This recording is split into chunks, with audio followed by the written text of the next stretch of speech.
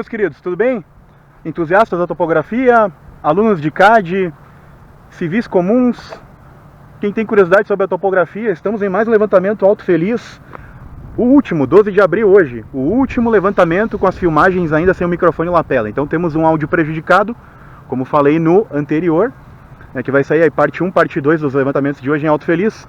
Como sempre, ao meu lado, nosso prezadíssimo Fábio Couto, Fábio Antônio da Rosa Couto, com esta cara aqui de quem tá louco pra rir, mas não ri. Sim, pessoal, entusiasmado, feliz hoje. Um dia bonito, um dia alegre, pegando o sol, vitamina D, é coisa linda. Este prezadíssimo ao meu lado aqui é o diretor da Farcouto. Ele é realmente um cara tímido, mas de grande poderio de conhecimento, tá? É o cara que, como eu sempre digo, lá gerencia, administra as questões com engenheiros, arquitetos, biólogos, geólogos. Então tá ganhando uma propaganda aqui minha 0800 porque, querendo ou não, sou um dos braços do grupo ao qual executo os trabalhos de topografia e sim o cara mais cheio de óleo de peroba na cara, né? Patrocinado por Jimbo Cupim, brincadeira. Então é o seguinte, mostrar pra vocês aqui, ó, a montagem do equipamento, nosso equipamento de base, tá posicionado. Esse é o ponto que, mais uma vez, vou explicar a vocês que ele é o ponto de translado, é o ponto de correção. Nós faremos o levantamento com ortomosaico, então colocaremos alguns alvos distribuídos na rua. Com isso nós vamos parametrar através de imagens, né, e vetorizar, ou seja, cada quina, cada vértice, né, no caso, o pessoal, né, os leigos chamam de quina, do telhado será desenhado, criado o polígono e entregue para a prefeitura para que eles aqui façam as avaliações necessárias aí e parametrizem, né, Fábio, corrigindo o português, parametrizem os vetores que eles precisam aí evidenciar nas pranchas deles. Então essa é a área de estudo em questão, esta é a área onde nós vamos fazer o levantamento, tá? Então temos aí as fábricas no entorno, tá? Só para registrar. E aqui é o ponto onde agora os receptores serão colocados. Nós vamos com o receptor rover que está aqui empunhado pelo Fábio para alocar os pontos de alvo, que depois vão aparecer com o voo do drone, que daí obviamente eu vou filmar uns takes aqui da decolagem, pouso e alguns parâmetros dentro do plano de voo, que está ali junto ao joystick e o display. A tela do celular acaba se tornando display, né? E com isso vocês vão ter aí mais uma ideia de como funcionam os levantamentos de georreferenciamento com a utilização de imagem de ortomosaico que é gerada pelo drone. E que se não tivéssemos estes instrumentos aqui, tá, que é diferente da estação total, porque isso aqui pega a coordenada em cima do globo, em cima da placa tectônica do solo, né? Não fosse esses dois receptores, nós não teríamos esse tipo de levantamento. Aí agora eu vou fazer o setup aqui, as configurações do rover, vou mostrar parte disso na coletora para vocês e vou deixar depois a câmera filmando, óbvio, esse Projac aqui, esse momento de montar o circo.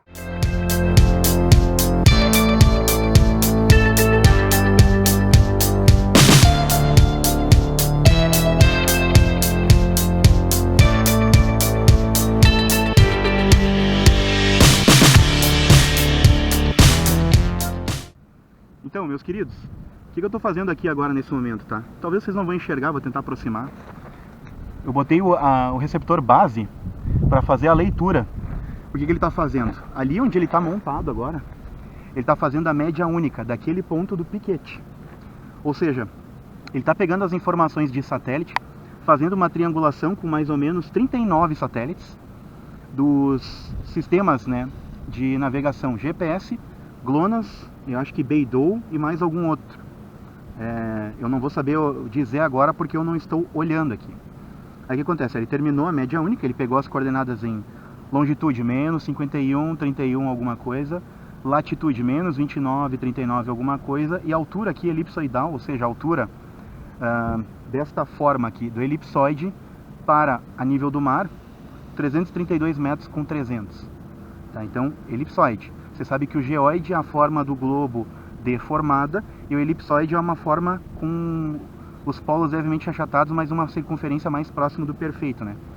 E a mistura disso tem uma outra nomenclatura que daí a gente vai para uma aula mais avançada. Mas aí o que eu quero falar para vocês agora ele fez a média única, eu tenho aquele ponto corrigido aqui, de campo. Depois do PPP, que é o ponto preciso, né, fornecido pelo IBGE, aí eu tenho o translado desse ponto e eu arrasto todos os outros pontos junto a esse. Então, para o leigo comum, Para que vocês entendam, essa é a diferença da topografia com o georreferenciamento, né? E isso aqui agora é norma. É norma da lei, vai se tornar lei, né? Então a norma é 17047. Ela saiu na metade de 2022. Então ela tem alguns meses por enquanto, né? Para quem está assistindo agora, ainda no mês de abril de 2023. Ela não completou um ano. E isso aqui, gente, que eu estou mostrando para vocês, é hoje o mínimo para que se entregue um gel decente. Tá? Então eu vou continuar ali o setup e vou explicando para vocês à medida do possível.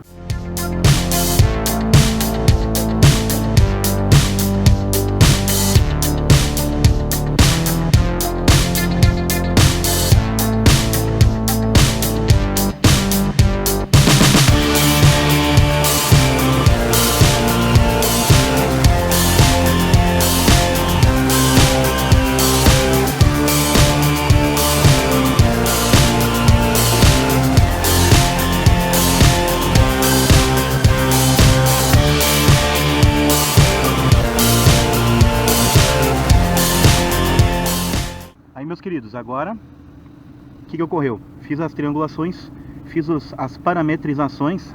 Deixa eu ver se essa câmera tá legal. Acho que tá horrível, né? Pra quem tá assistindo, deve estar assim, nossa, será? Eu não sei se melhorou ou se piorou, mas vamos lá. Às vezes ser visceral é mais interessante. E agora não sei se vocês vão conseguir ter foco aí e enxergar, mas eu disparei, no caso, o cronômetro do tempo de coleta. Vocês estão vendo aí que tá em alguns segundos, talvez 1 minuto já, 2. 38 segundos. O que aconteceu? Eu liguei a base agora para que ela obtenha as informações depois de ter feito a média única. Então o que acontece aqui, desse momento para frente? Ali, a placa dela lá em cima está recebendo sinal de satélites. E são 40 agora. Ela ainda aparece como single porque não tem a base para conectar com ela aqui. E ela começou a transmitir dados em UHF. Então assim, o rádio interno, o sinal é o UHF. Mas elas recebem sinal do GPS, do GLONASS, né, dos sistemas de navegação por satélite, ou GNSS, Global Navigation Satellite System, que são composto de vários tipos de constelação de satélites, que alguns são de domínio russo, outros americanos, outros chineses, indianos, japoneses e assim vai. Aí tem o europeu também, que é o Galileu, que acho que antes eu não citei. Então esse agrupamento de constelações é o que manda sinal para cá. E nós aqui com o nosso equipamento, nós temos em observação 40 satélites neste equipamento. Tá? E ele triangulou, gerou aquele ponto. Agora, quando eu ligar o rover, o que vai acontecer? Ambos os receptores se comunicam daí em UHF. E o receptor rover, que em inglês significa o andarilho, o caminhador, o caminhante, ele recebe sinal UHF do receptor base. E também recebe as correções de satélite. Então, onde eu estou coletando pontos, eu tenho as informações de coordenadas, mas eu tenho essa triangulação de informações entre satélites de observação no solo, um receptor base e outro receptor rover caminhando. E esse agrupamento de informações faz com que o receptor rover obtenha coordenadas no solo. Então, essa é a ideia, isso que estamos fazendo aqui em Alto Feliz, em outros lugares que nos pedem licitações e também ao cliente final. Então, entusiastas da topografia, civis comuns, engenheiros, arquitetos ou pessoas que querem fazer curso de topografia, pessoal do desenho de CAD, saiba que existe uma demanda dentro do setor da topografia que é muito delicada, que é de sala técnica, onde a gente tem que fazer os desenhos, projetar isso em 2D e 3D.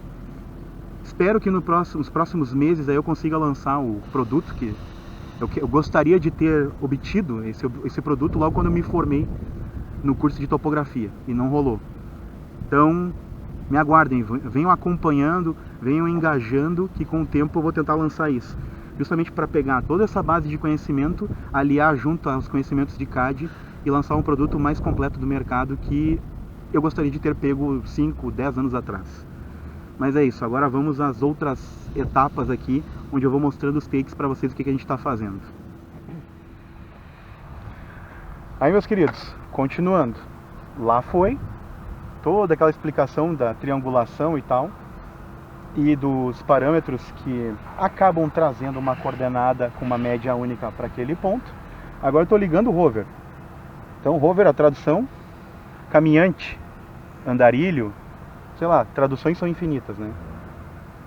Agora eu vou ver aqui, ó, quando as luzes fixarem, eu não sei se vocês vão conseguir enxergar isso, Talvez sim.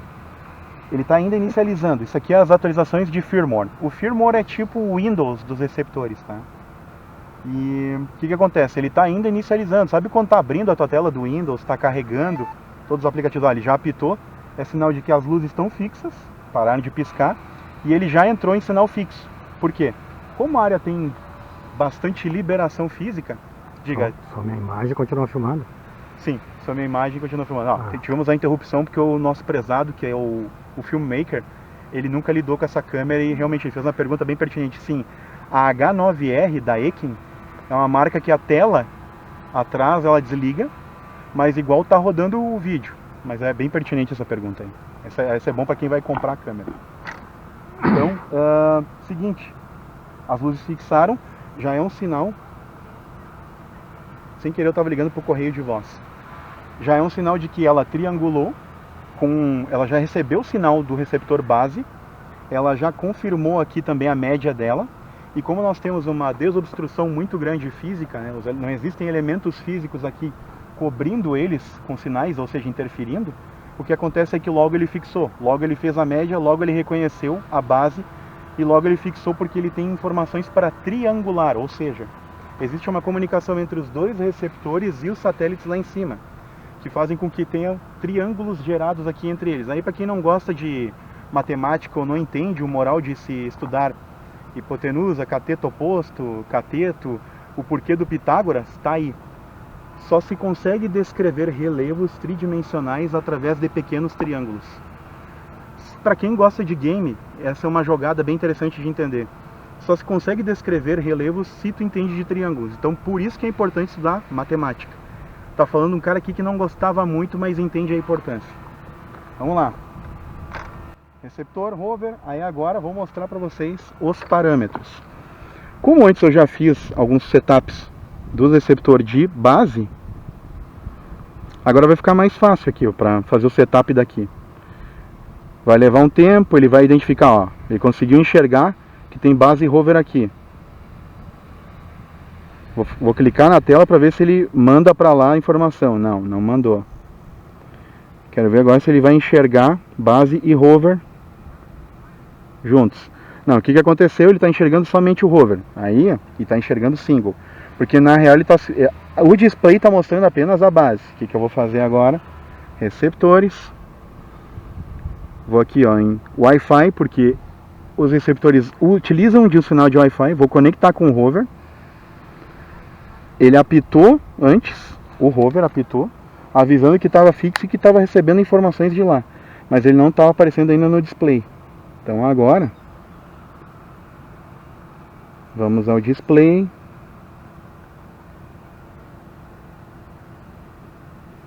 Ó, já está aparecendo base rover.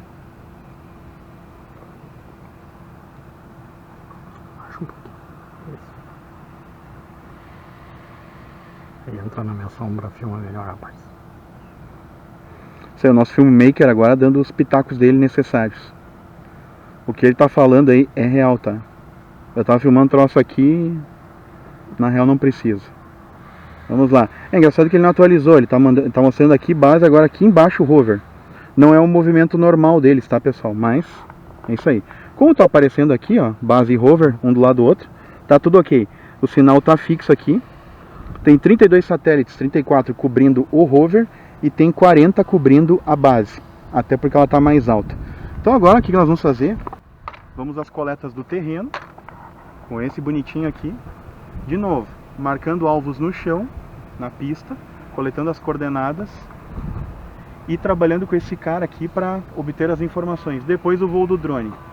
E aí vem aqueles comentários pertinentes, do porquê do gel urbano. Aí vai ter um take lá no escritório onde eu vou explicar o porquê. E aí, caros entusiastas da topografia, tudo bem com vocês? Olha aí, ó. Mais um take hoje do levantamento e sim, com bastante ruído na volta. Como eu falei pra vocês, é o último vídeo. Eita! Estamos num polo industrial aqui em Alto Feliz, fazendo o levantamento topográfico dessa região toda. Nós vamos cobrir com a aerofotogrametria e os pontos de alvo que nós encontramos pontos físicos. Ou seja, vou mostrar para vocês aqui talvez algum deles. Vamos supor aqui que nós tivéssemos nesses meio fios uma parte deles pintada em amarelo e o restante em branco. Bem onde há a junção de cores, como ali na frente, onde nós temos mais apagado, ali a gente utiliza como pontos de alvo, que a gente coleta com esse equipamento. E agora eu vou mostrar para vocês aqui na sombra. Vou mostrar, pegar o lugar mais silencioso aqui. E olha aí, vou mostrar para vocês agora os pontos. Não sei onde vai dar foco, mas aqui são os pontos que nós coletamos, tá? E aí vocês vão ver ali um pequeno arruamento, de uma forma bastante simplificada. Aquele ali é o arruamento, que são essas mesmas ruas, as quais aqui tem asfalto na cidade.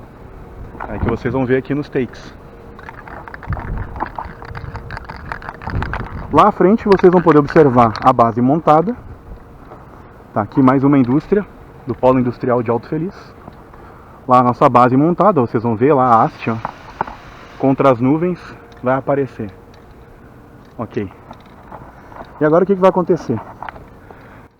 Como a gente terminou o levantamento e vocês viram os alvos aqui no nosso display, da nossa coletora, agora o que a gente vai fazer aqui na nossa pista de decolagem, improvisada, nesse Cybro, nós vamos pegar o drone agora e fazer o voo. E aí nós terminamos com o ortomosaico. E agora aqui eu vou mostrar para vocês mais um ponto de alvo. Ó. Tá aí o ponto de alvo. Passamos uma tinta, como é um elemento que vai ficar bastante evidente na imagem. E com a coordenada, próxima base, fora a amarração dos pontos que vocês vão ver do print na tela aí. Como eu falei para vocês, eu vou exportar esses pontos depois em software. Eles em percevejo, no KML. E aí vocês vão ver estes pontos no Google Earth Pro. Aí vocês vão ver com a imagem do satélite do local. Vocês vão poder ver os pontos que a gente marcou aqui em área. Georreferenciado e tudo. E aí vão ver o trabalho, no caso, né? Quer dizer, uma parte do que é feito em escritório. Vocês vão ver essas amarrações para depois gerar o ortomosaico. Claro que eu não vou mostrar tudo, porque senão eu estou entregando o ouro, o filé do georreferenciamento e da aerofotogrametria, inclusive para não só entusiastas como concorrentes, como eu sempre digo. Mas o que eu quero mostrar para vocês é a título de curiosidade e de conhecimento, para que entendam a importância do georreferenciamento, tanto urbano quanto rural, e para que entendam a importância do nosso trabalho de topografia. Mas é isso aí, vamos aos takes a seguir lá já com o drone.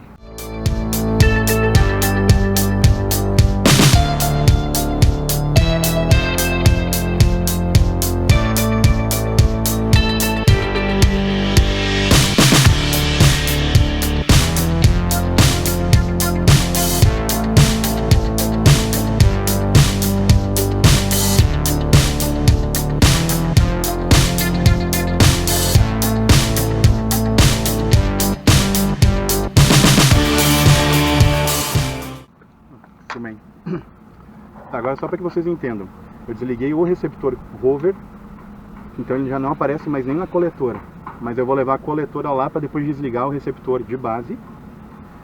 Mas agora a minha preocupação é com o voo de drone, então só vou guardar esse cara aqui correndo, e aí depois disso, depois de pegar o drone e decolar agora lá, vamos às instruções. Agora fechou, né?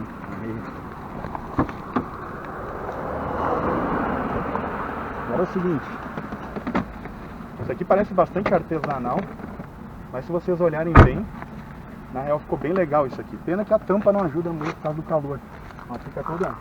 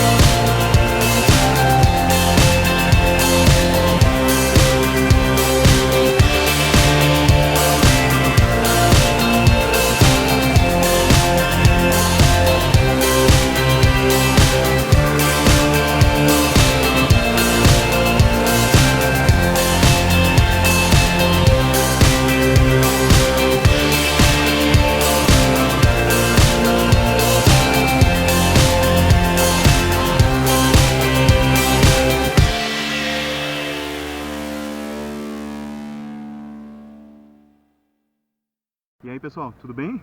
Bom, vocês viram aí a decolagem, vocês viram todo o pré-setup. E agora o que vai rolar? Óbvio que não tem por que eu ficar mostrando muito do voo, mas vou mostrar um pouco do polígono, um pouco da subida e um pouco do que ele vai fazer agora, tentando capturar alguma coisa com a sombra. Porque assim, daquilo ali não tem como eu dar print da tela a todo instante, tá? Eu posso acabar ocasionando algum problema, assim, com... Porque vocês sabem, eletrônicos, nosso país é muito quente, mesmo o Rio Grande do Sul aqui faz às vezes 40 graus sim. E a gente tá num período ainda bastante quente, mesmo sendo outono agora. Então aí tá na casa dos 30 a mais, tá? E aí quando é úmido e quente é calor pra caramba. Então os eletrônicos eles não funcionam muito bem, então a gente procura mexer o mínimo necessário, só mesmo em questões de emergência, para não ocorrer o caso de daqui a pouco derrubar o drone por uma besteira de querer dar um print da tela. Então para evitar a perda de um equipamento que custa o valor de um Celta de 10 anos atrás, o ideal é que a gente não fique mexendo muito, porque ele está fazendo um voo lá em altitude, onde ele passa por termais de aves, e como ele está lá em cima recebendo mais calor ainda, é melhor não brincar, tá? É um equipamento que para nós ainda é um investimento caro, para a gente utilizar ele como se fosse um brinquedo. Se fosse um voo recreativo, tá? Assim, mais baixo e com uma área menor, não teria problema algum. Mas no caso aqui não vamos arriscar porque tem um canyon ao lado aqui, onde termina a estrada principal. Então, melhor não ficar de brincadeirinha. Mas vamos lá. Vamos pro take a seguir ali, onde eu vou mostrar um pouco do display para vocês. Aí, meus amigos. Tentando enquadrar o máximo possível aqui, com a sombra, usando a sombra minha, a projeção minha e do Fábio sobre o display, para que vocês verifiquem. Obviamente esse ponto ali, aqui, é um ponto azul, com a imagenzinha de um drone branco dentro, é o nosso drone fazendo o voo planejado aqui. Óbvio, isso tudo foi feito em um PC, né, um computador em casa ou no escritório, seja aí o estabelecimento que o topógrafo utiliza, né? No nosso caso, escritório barra casa, né, em algumas circunstâncias. E este aí é o circuito que foi parametrado em casa ou no escritório, como eu disse, para que o drone faça o voo. Então é um voo controlado conforme coordenadas e pontos estabelecidos através do relevo que a gente conhece pelo Google, né? Mas aí obviamente aqui tem um software específico que a gente utiliza. Aqui eu não vou citar o nome porque, né, não tem por que fazer propaganda gratuita disso, e porque isso também vai estar no curso, né? O dia que lançarmos o curso, nós vamos falar quais dispositivos nós utilizamos, tanto celulares compatíveis, porque sim, não são todas as marcas que são compatíveis com a DJI, com o joystick e com o drone que está lá em voo. Não são todos os celulares que são compatíveis com esse aplicativo em específico e que conseguem ajustar esse voo de forma adequada. E agora vocês estão observando aqui, isso aqui é uma coisa meio chatinha, tá? É que nem olhar alguém brincando com o autorama e tu não está participando. É um pouco entediante porque tu fica vendo um drone em miniatura numa tela voando. E nós estamos o ouvindo agora passar aqui em cima. Pena que essa câmera ela não tem a capacidade de pegar a imagem dele. Eu estou tentando ainda encontrar ele aqui. A gente consegue ouvi-lo. Ele acabou de passar por nós. Então, ele está mais ou menos nessa direção aqui, ó. Pelo que a gente viu do plano de voo. Tá? E pra cá, para esse setor aqui atrás dessa árvore, bem distante aqui, tem um canyon. E ele também vai cobrir. Então por isso que eu citei a questão de não ficar dando print da tela, para não arriscar o equipamento com o calor. Até porque, como vocês bem sabem, a DJI ela é de fabricação chinesa. A marca inclusive leva as iniciais da cidade do criador do drone. Então o pessoal às vezes fica acreditando que é um equipamento suíço, alemão. Não. A DJI ela é feita na China. Só que ela é compatível principalmente com a plataforma da Apple e alguns outros celulares, né? Os outros eu não vou citar, como eu falei. Mas esses equipamentos eles são feitos e projetados em lugares frios. E eles são, vamos dizer assim, eles trabalham melhor com temperaturas de 30 para baixo. Qual é a temperatura hoje, Fábio? Ele não está em 31, 32. 31, 32, tá? Aí como a gente sempre fala, o melhor quando ele está no ar acima de 30 graus, que é o caso hoje, é a gente não ficar brincando muito aqui com os displays, com joystick. O voo ele já é programado, a bateria já corre o risco dela desarmar lá de qualquer maneira. É claro que a gente está trabalhando com a possibilidade bem baixa, porque essas baterias que nós temos, elas têm pouco tempo de uso. Então a gente inclusive tem um kit sobressalente de baterias, o que nos dá aí umas boas 2 horas e pouco aí de autonomia de voo. São baterias com pouco uso e novas, então pouco uso até mesmo por nós. Claro, fizemos já um monte de voos, porém nós tínhamos apenas 2 baterias, então nós tínhamos que programar voos mais altos. Agora, com a aquisição de mais 3, de um tempo para cá, novas, a gente tem uma autonomia assim muito maior, podendo fazer voos mais baixos, melhorando a qualidade do pixel, né, do centímetro do pixel na imagem, e com isso trazendo rigor técnico nas pranchas que a gente desenvolve. E, só que como eu falei, né, com o equipamento lá em cima, correndo o risco de desarmar por temperatura, o ideal é a gente não ficar fazendo muita brincadeira, assim, tipo, ó, faz logo o que tem que fazer, volta pra cá e deu. Mas como eu citei antes, pra cá tem um canyon, então assim, principalmente quando estiver lá, de maneira alguma ficar brincando aqui com o joystick, tá? Para que você possa ficar manipulando ele, fazendo curso de pilotagem, recomendo voos baixos aí. 30 metros de altura, num lugar bem aberto que nem esse, onde tu tem a visada dele o tempo inteiro. Como o nosso caso aqui é o uso profissional, a gente está cobrindo aqui 60 hectares de imagem, com 2 baterias nesse caso, né? E nós já cobrimos antes quase uma centena de hectares, talvez. Então o ideal é a gente levar isso aqui muito a sério, tá? Vou mostrar um pouquinho mais da tela para vocês e mostrar o retorno do drone.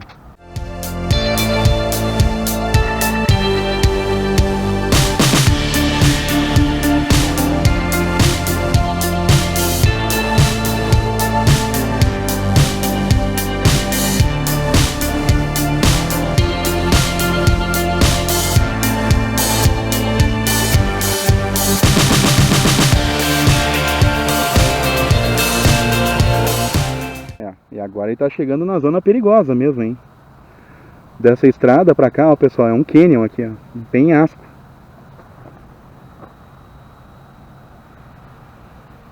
Aliás, mais aqui nessa região é um penhasco, aqui nem tanto, aqui tem a madeireira, né? Então assim, é só para passar para vocês aqui algumas observações técnicas, né? A zona industrial, como eu citei antes e mostrei algumas das empresas, né? Nós passamos na frente de todas elas têm as placas com as licenças ambientais, licenças da SEMAS, vigentes até 2026, né? Pela prefeitura. Então assim, tudo aqui está regular, o polo industrial de Alto Feliz, inclusive a gente tem que, né, dar os parabéns aí, todos agindo dentro das normas, dentro da legalidade, e por isso que as fábricas estão aí na atividade, né, gerando, no caso, essa receita para a cidade e também desenvolvendo o quê? Emprego, oportunidade às pessoas. Então, o nosso trabalho de verificação, como eu falei no início do vídeo, ele é muito mais para dar embasamento ao pessoal da prefeitura dessa área aqui, ó. Que é uma área que hoje está abandonada e provavelmente eles querem fazer algum manejo nisso para voltar a colocar em atividade esse terreno. E quem sabe, a gente não sabe ainda, mas muito provavelmente daqui a pouco desmanchar essa obra, colocar aqui daqui a pouco uma outra indústria para trabalhar e desenvolver mais emprego para a cidade, o que gera o quê? Se não tem contingente de pessoas suficiente na cidade para trabalhar, daqui a pouco desenvolve empregos para cidades no entorno, como Feliz, como Vale Real. O que mais temos próximo aqui, Fábio? Farroupilha também é próximo, né? São Vendelino. O que mais, se tu recorda? Na vinda para cá. É Feliz ali, é... Feliz, Vale Real, Bom Princípio. Bom Princípio. Tupandi. Indo em direção à serra, aí tu vai pegar Presidente Lucena, ali Novo Cola, que são tudo relativamente próximos, né, mas por estradas interioranas. Então daqui a pouco, mesmo que aqui não atenda a demanda do pessoal da cidade, porque daqui a pouco o pessoal já está ocupando cargos em empresas diferentes, tem o desenvolvimento que atrai pessoas de fora. E como uma cidade que está investindo bastante na expansão, né, tanto na malha urbana, quanto também tem desenvolvimentos viários aí para melhorias de estradas e tudo, né, tudo que é pertinente ou que está no entorno disso, né, desses desenvolvimentos, isso atrai o público para cá para comprar áreas, para vir morar. É uma cidade muito bonita, tá? Vocês podem observar as paisagens aí, então tem muito o que ainda trazer de benéfico para uma sociedade em geral, de qualquer cidade na volta. Então, as minhas observações de hoje, na verdade, sim, não são muito apontamentos topográficos, e sim, realmente, a importância do gel. Mas é óbvio, né, pessoal? Isso aqui é um conteúdo que eu não vejo nenhum topógrafo mostrando para vocês a realidade do campo. Claro que hoje nós tivemos facilidades, mas eu e o Fábio, a gente já teve oportunidades de subir montes em Ivorá, né, próximo a Santa Maria. Então, assim, a gente já viu relevos, assim, aos mais extremos. Só que na época, né, o cidadão aqui não teve a incumbência de levar a câmera, ainda não tinha bateria suficiente para isso, né, não tinha maestria e habilidade com a edição de vídeo. E aí, com isso, eu deixei de catalogar e de mostrar esse tipo de trabalho para vocês. Mas agora o intuito do canal é esse, ele é de trazer a topografia, tirar um pouco desmistificar ela, como apenas o cartesiano, como o cálculo, aquela coisa dura, engessada. É trazer um pouco de humanismo e fazer o civil comum entender, o entusiasta, inclusive o concorrente, pessoas que querem fazer curso de AutoCAD. Isso aqui é uma área em franca expansão, como eu falei antes. Nós temos uma dificuldade em encontrar sala técnica para fazer desenhos em 2D e 3D. Alguma observação? 360. Pior que eu não tinha programado ele para fazer isso. Quer dizer, eu não me lembro de ter feito, mas aí agora, beleza. Ele fez uma observação sobre a imagem, ela está para o ortogonal, que é apenas ângulo de 90. E aí eu não mudei isso, ele está fazendo, ele inclinou a câmera a 45 graus e ele está fazendo o entorno, né, do objeto, ele está fazendo um 360 com a câmera em 45 graus. Ou seja, tu não só pega o telhado das edificações, como aqui, como também no 360 muitas das vezes tu acaba enxergando partes da parede. Ou seja, tu consegue ter um tridimensional melhorado do relevo. Claro que não vai ficar perfeito, né, pessoal? Não é sempre que fica, daí tu tem que ter um detalhamento só do perímetro aqui em questão. Mas nos ajuda um pouco com a altimetria, que nem é o objetivo aqui desse trabalho. E é isso. Agora o próximo take é mostrando o retorno dele.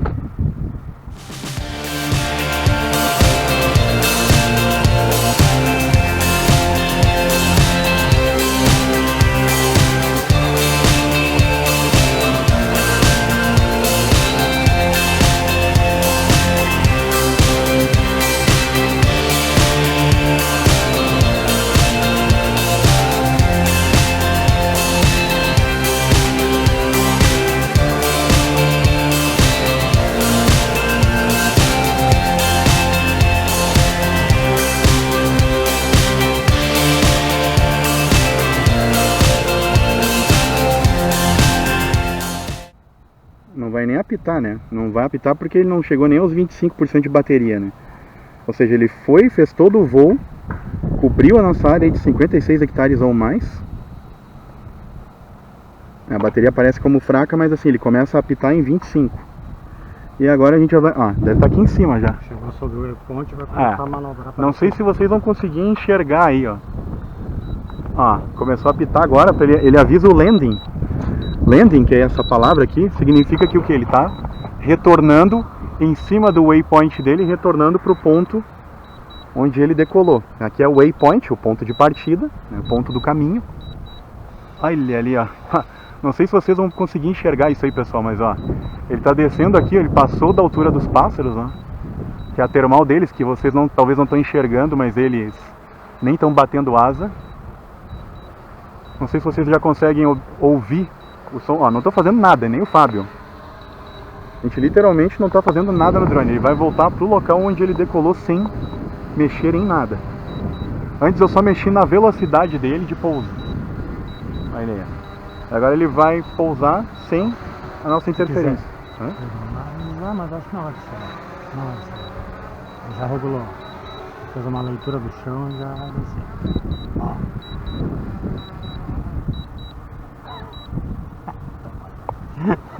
É isso aí. Bem-vindos à tecnologia, pessoal. A topografia mudou completamente.